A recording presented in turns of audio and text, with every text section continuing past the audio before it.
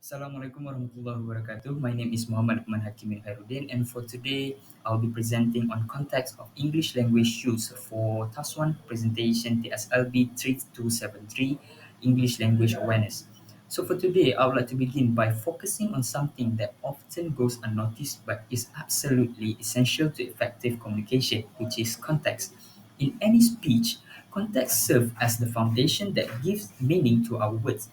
It helps us frame our message in a way that resonates with our audience, allowing them to fully grasp not just what we are saying, but why it matters.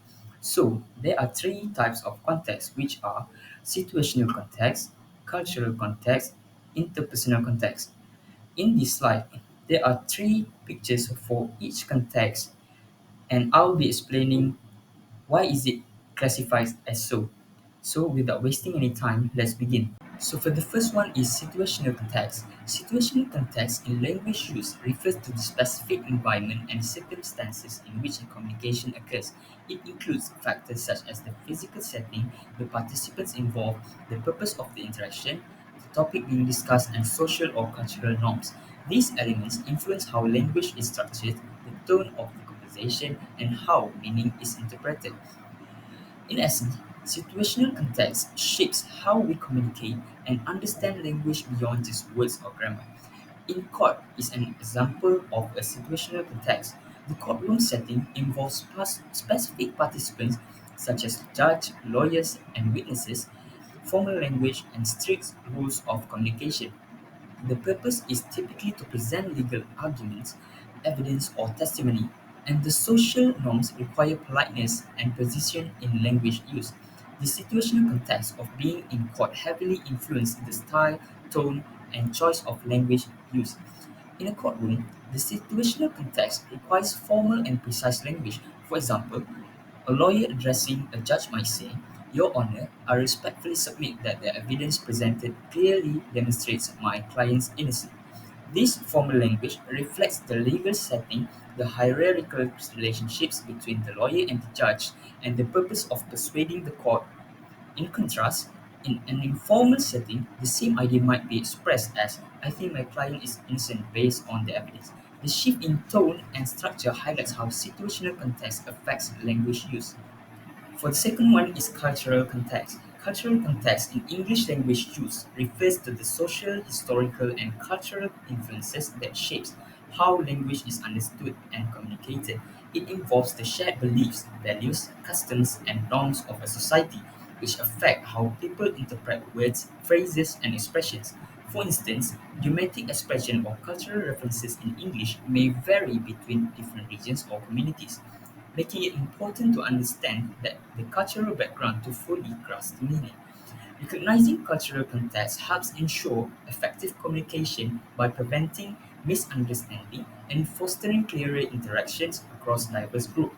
A marriage in Malay culture is an example of cultural context.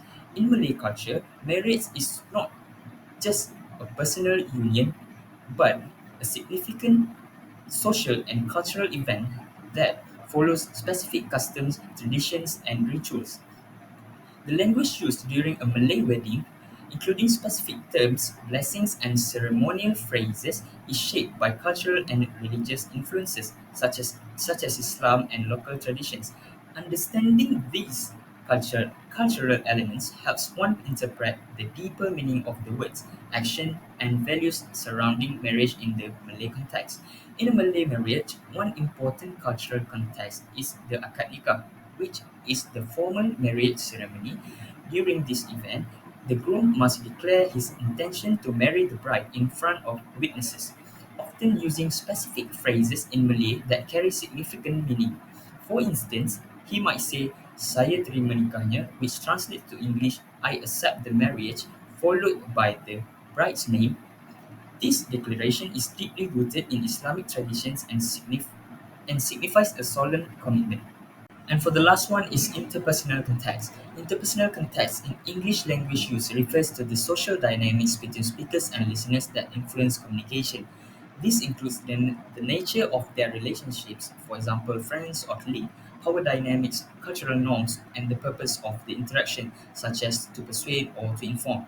By understanding these elements, speakers can select appropriate language and behavior to convey their message effectively and foster positive relationships. A conversation between a dad and a son is a clear example of interpersonal context. The dynamics of their relationships, including factors like familiarity, authority, and emotional connection, influence how they would communicate. The dad may use a different tone, level of formality, and choice of words compared to how he would speak to a friend or colleague. The context of their conversation, whether it's serious, casual, or educational, also shapes their interaction. For example, a conversation between a dad and a son, the son might say, I got a B in math, but I said I ace in science. And the dad replied, That's great, I'm proud of you for the science grade. Let's talk about math. What do you think is making it tough for you? In this exchange, the dad's supportive tone and focus on discussing challenges reflect their relationships. He balances praise with constructive discussions, demonstrating an understanding of the son's feeling while guiding him. These interactions highlights their interpersonal context as the dad's supportive tone and balanced approach reflect their relationships, combining encouragement with guidance to help the son navigate his academic struggle. In conclusion, understanding the role of context in English language use is essential for effective communication. Context shapes the meaning of words, influences tone, and helps us interpret both written and spoken language. By being mindful of the situation, cultural background, and the relationship between speakers, we can navigate conversation with clarity and avoid misunderstandings. Whether in everyday dialogue or formal writing, mastering the nuances of context allows us to connect more deeply and express ourselves more precisely in English. So that's all from me. Assalamualaikum warahmatullahi wabarakatuh.